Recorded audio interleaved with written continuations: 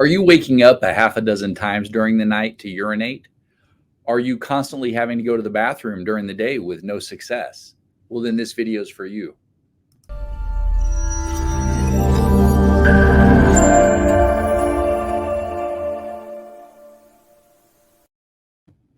Hello and welcome to the Ask Dr. Pickel show. All right, so today we are going to talk about the prostate and BPH, benign prostatic hyperplasia. This is when your prostate enlarged. You probably heard doctors or people say, hey, I've got an enlarged prostate, or your doctor said, hey, you've got an enlarged prostate. Well, what does that mean? And what can you do to help? Because obviously a lot of men suffer from this and they get symptoms that are very aggravating, irritating, and frustrating. But there are things that can help. And these are definitely methods that don't include medication or surgery. So I think you might like this. All right. So the first thing to know is that there's an enlarged prostate, which is also called benign prostatic hyperplasia. And, you know, the key word in there is benign. When something's benign, it is non-cancerous. It doesn't spread. It's not deadly. It's just the gland itself has enlarged. So basically, we can see on this, we've got your prostate down here, and then we got the bladder up here. And this is the urethra. This is that tube that your urine goes through to eventually exit. Now it's sandwiched. The prostate kind of wraps around it, I guess you could say. It's like a donut around it. And the problem is if this enlarges, if that donut gets bigger, it squeezes on that area, and now we get less flow. We get difficulty urinating. We get dribbling. It's not a good thing. So what kind of symptoms do you get? Well, you get that frequent or urgent need to urinate. It's like, hey, I really got to go. And you got to go through the day. You wake up in the middle of the night, you got to go. We call this nocturia. That's when there's frequent urination at night.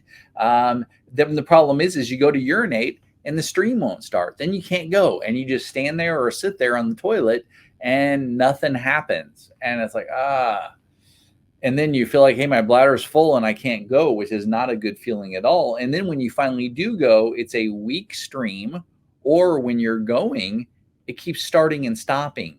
These are signs that prostate is squeezing that urethra. You're not getting that urine through. And then also you're going to get dribbling during or even at the end of urination, where it's just like it keeps dribbling, keeps coming out. I can't, when am I going to finish urinating? When am I going to empty my bladder?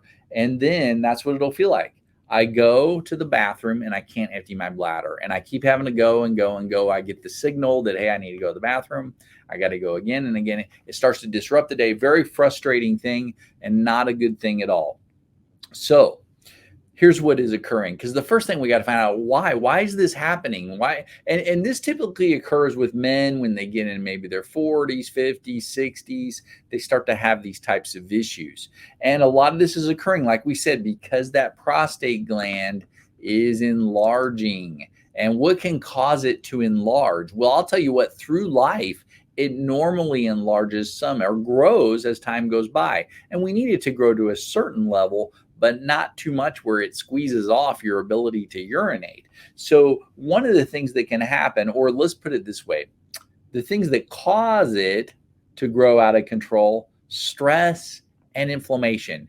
If you have a lot of stress in your life, physical stress, emotional stress, chemical stress. Chemical stress can be things you eat, things you drink, other things you put into your body that are not good. These cause chemical stresses, or there's emotional stress.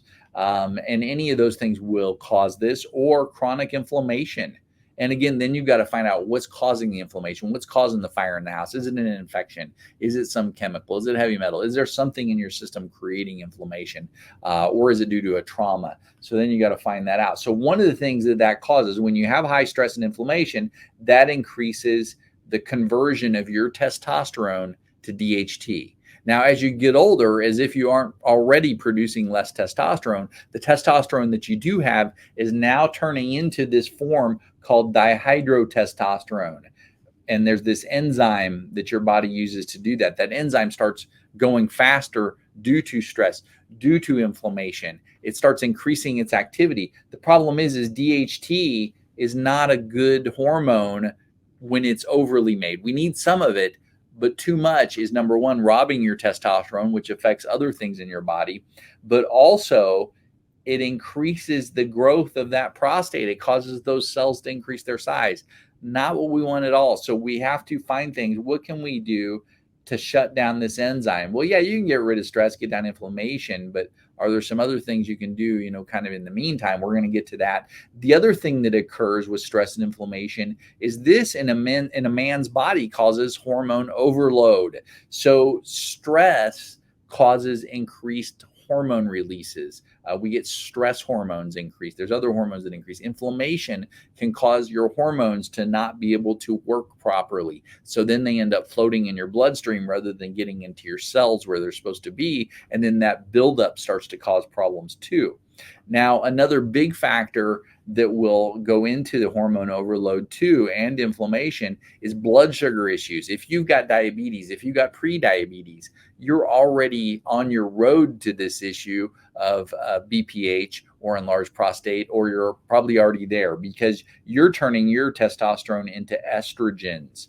And when you start to convert your testosterone into estrogens, now you're also increasing the size of that prostate. Not a good thing. Also, if you have diabetes, prediabetes, insulin resistance, blood sugar issues, let's put it this way. If you feel tired after you eat, if you crave sweets after you eat, yeah, this is happening. You're getting insulin surges, not a good thing.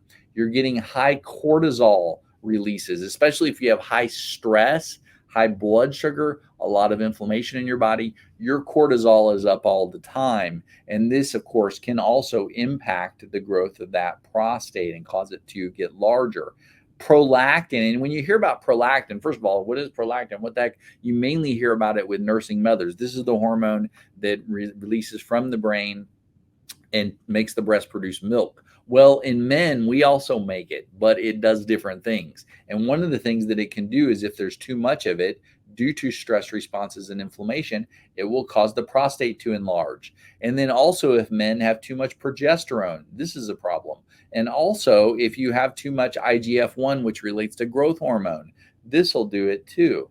So, and that can occur in different ways. Sometimes you'll see people taking testosterone, taking growth hormone because they're working out, but then they overload their system and they end up creating more problems because they have oversaturated their hormones because they have stress and inflammation. So the thing is it's dealing with these issues. So first of all, you've got to get this under control as much as possible. So what do we got to do? First, change your diet. The best thing you can do is lower sugar. Sugar is going to cause inflammation. Sugar is going to cause insulin surges. Sugar is going to create all kinds of trouble in your body. It's just pouring gas on a fire. Then dairy. Dairy actually has phytoestrogens in it. It has substances in it that mimic estrogens. And then this can create problems. Same thing with soy. Soy has estrogens. You don't want these in your system. If you're a man, you need some estrogen. But these outside estrogens, if you're already having inflammation and stress, they're going to turn into problems. And then refined foods. So if you're eating a lot of fast foods, if you're eating a lot of processed food out of the box, all that yummy stuff, it's making your problem worse. And I would also put on this list that's not on here, alcohol. If you're doing alcohol, alcohol actually decreases testosterone. Not good. So this is going to create trouble for you. And the thing is it not only decreases testosterone, but it'll feed into the blood sugar issue and turn the testosterone you have into estrogens, which is not good. Now, the things we need to increase veggies, especially cruciferous veggies. Kale is great. Broccoli is great. A lot of these, you can look up cruciferous veggies. These are things that actually help to shift those hormones in the right direction and keep them going in the right direction. Tomatoes, increase tomatoes in your diet. Tomatoes have lycopene, which is an extremely powerful antioxidant that helps in the prevention of enlarged prostate. Good fats and oils. This is going to feed into making good hormones. It's also going to be anti-inflammatory. Then as far as meats, too much meat is a problem. Not enough meat can be a problem. So don't overdo it. But the thing is oysters are very high in zinc, really good for the prostate, which we're going to find out more on that. But the other problem is oysters contain mercury, so that's not good for you.